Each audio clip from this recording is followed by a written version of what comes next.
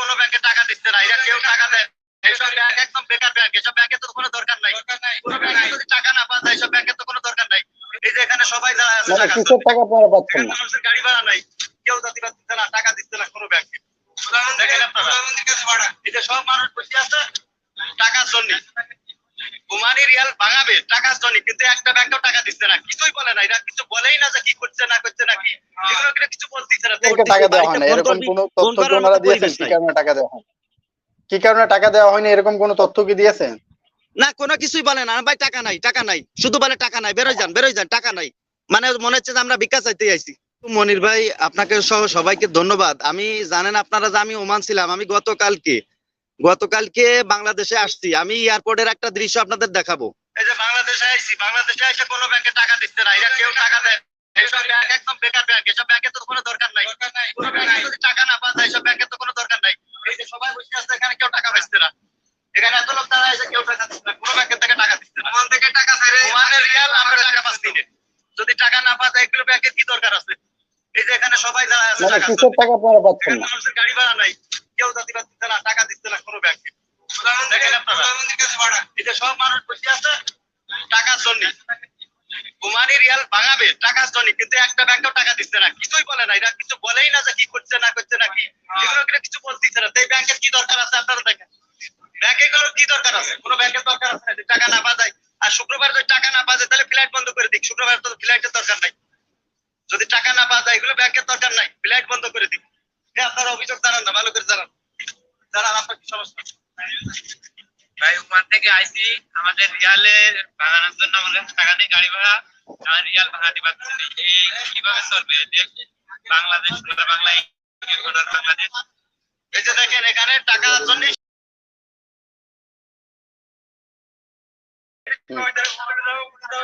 প্রত্যেকটা ব্যাংকে এখানে না ওইখানে আমরা তো নাটক করতেছি, এখানে আমরা সারা রাত জার্নি করে এসে আমরা তো নাটক করতেছি, একটা ব্যাংকও টাকা দিচ্ছে না।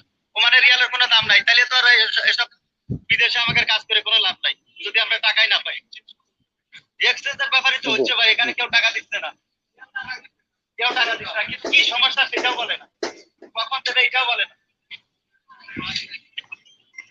এই যে সব মানুষ দাঁড়া রয়েছে, এতগুলো মানুষ দাঁড়া রয়েছে, এগুলো একজনও কেউ টাকা পাচ্ছে না, একজনও টাকা পাচ্ছে না, টাকার জন্য সবাই দাঁড়ায় আছে।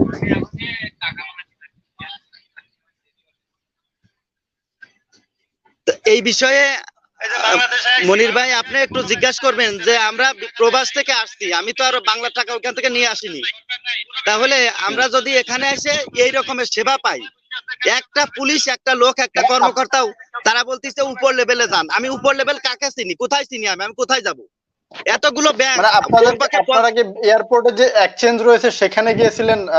ওমানি রিয়াল এয়ারপোর্টে যেখানে এক্সচেঞ্জ, প্রত্যেকটা এক্সচেঞ্জের দুয়ারে দুয়ারে ঘুরেছি। মনে হয় একটা ফ্লাইটে যতগুলো লোক আছিল, ওমানের যে ফ্লাইটের লোক ছিল, একটা লোকও টাকা পায়নি।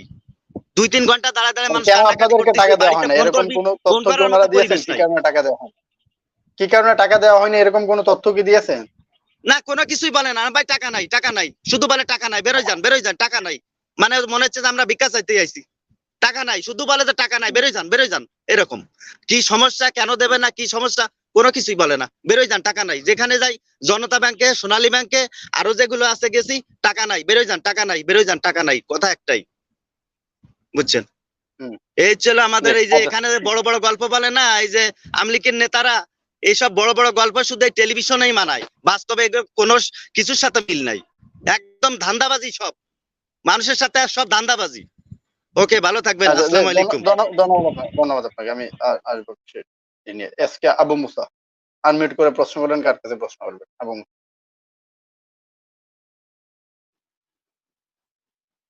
আসসালামু আলাইকুম। ওয়ালাইকুম সালাম। প্রিয় সঞ্চালক এনামুল হক মনির ভাই, আপনার প্যানেলের বিজ্ঞ আলোচকগণ, সবাইকে আমি সালাম জানাই আমার পক্ষ থেকে। আসসালামু আলাইকুম। আমি একটু জানতে চাই আনোয়ারুল ইসলাম আনোয়ার ভাইয়ের কাছে, আনোয়ার ভাই একটু দয়া করে বলবেন, আমার উত্তরটা দিবেন, আর এটা আপনার কাছে একটু বিশেষ করে জানা। 1971 সালে কিসের ভিত্তিতে যুদ্ধটা শুরু হয়েছিল?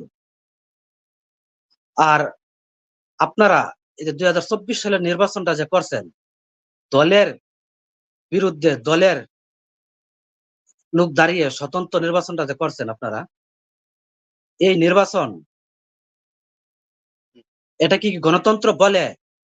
আর এর আগে যে নির্বাচনগুলো হয়েছে সেটা কোন গণতন্ত্র? আর আপনারা যে নতুন সিস্টেম, নতুন গণতন্ত্রটা চালু করছেন, আমরা কোন গণতন্ত্রটা গ্রহণ করব? আপনারা যে সিস্টেমের গণতন্ত্রটা চালু করছেন, দলের বিরুদ্ধে স্বতন্ত্র প্রার্থী দাঁড় করিয়ে যে গণতন্ত্র, এটা মানবো না আগের গণতন্ত্র মানবো?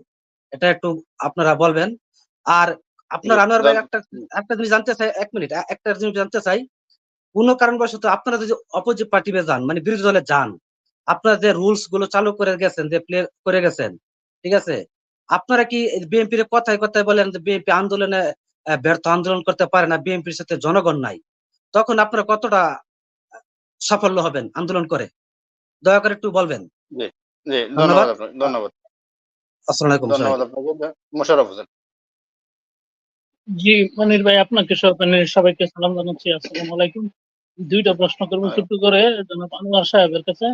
প্রথম প্রশ্নটা ওনার কাছে করতে চাই যে সিইসি যে কথাটা বলেছেন যে যে কোনো মূল্যে হোক উপজেলা নির্বাচন সুষ্ঠু করতেই হবে, আজকে কেন এই উপজেলা নির্বাচনে এসে কেন আপনাদেরকে এত দায়িত্ব নিতে হবে যে এই নির্বাচনটা সুষ্ঠু করতে হবে?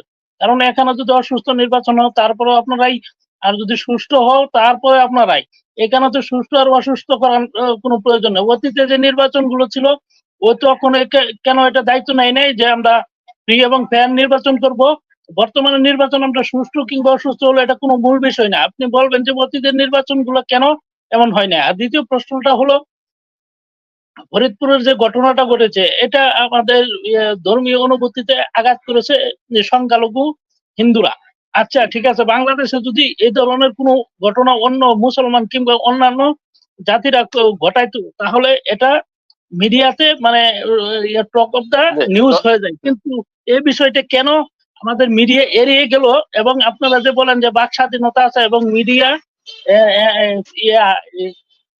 এই নিরপেক্ষভাবে নিউজ প্রদান করতে পারে, এটা কি সত্য না মিথ্যা, এটা বলবেন। ধন্যবাদ। জনাল শেখ, ও আবার শেখ পরিবারের লোক, তো এই জন্য ওর কথাটা আমার বলতে হইতেছে, নাইলে আবার কোন সময় গ্রেপ্তার করা এলায়। এখন হলো ওই যে আমরা যে আগে সিনেমা দেখতে যাইতাম আনোয়ার ভাই, ওই যে গুলিস্তান হলে, মধুমিতা হলে গেলে দেখতাম কি টিকিট কাউন্টার লেখা আছে হাউসফুল। ওই আপনার যে গুলিস্তানে যে সিনেমা হলের সামনে দিয়ে তো ওই সময় এই পার্ক আছিল, এই পার্কের ভিতরে বললেন নাকি হ্যাঁ মেটেনি শো এরকম করে ঘুরতেছে আর টিকিট বেচতেছে। আবার ওই যে মধুমিতার সিবি দিয়া মনে করেন যে বাতার্স ইউনিয়ন ক্লাবের দিকে গল্লি আছে, ওই গল্লির মধ্যে দিয়ে দেখতাম খালি টিকিট বেচতেছে, টিকিট পাওয়া যায়। তা আমরা কি করবো, উচ্চ মূল্য দিয়া এই ব্ল্যাকারদের কালোবাজারদের কাছে টিকিট কেটে সিনেমা দেখতাম। এই বাংলাদেশ আমাদের প্রবাসীদের সাথে কালকে যে ঘটনা ঘটছে এটাও কিন্তু সেম জিনিস। আনোয়ার ভাই অর্থনীতিবিদ মানুষ, এই ব্যাংকগুলির সাথে ওই বাইরে জানে যারা নাকি টাকা পয়সা লেনদেন করে পাবলিক, ওই ব্ল্যাক আর কালোবাজারি তোদের সাথে ওদের সাথে একটা চ্যানেল আছে। সরকারি এতগুলি ব্যাংক, বেসরকারি ব্যাংকের ভোট থাকার পর এবং তাছাড়া মানি এক্সচেঞ্জ, যারা নাকি বেসরকারি মানি এক্সচেঞ্জাররা, সেখানে শত শত এক্সচেঞ্জারদের বসেছে, তারা কেউ টাকা দিতে পারছে না। তার মানে হলো কি, এই টাকাগুলি যদি ব্যাংকের মাধ্যমে এই প্রবাসীরা যদি লেনদেন করতে পারতো তাহলে এটা রেমিটেন্সের সাথে গণ্য হতো। আর এই প্রবাসীরা যারা নাকি প্লেন থেকে নামছে 300 দিন তো ভাই টাকা না নিয়ে বাড়িতে আসতে পারে নাই, তাহলে অবশ্যই আউটডোরে তারা এই আপনার ডলার দিয়া বা এই দিনার দিয়া তারা অবশ্যই টাকা করছে, কইরা তারপর তারা বাড়িতে আসছে। তাহলে এই টাকাটা তো কি হলো, আমাদের রেমিটেন্সের সাথে যোগ হলো না। আপনারা আপনাদের এই সমস্ত লেভেলের অফিসার, সরকারি কর্মচারী, এই ব্যাংকার সব জায়গায় দুর্নীতি ছেয়ে গেছে।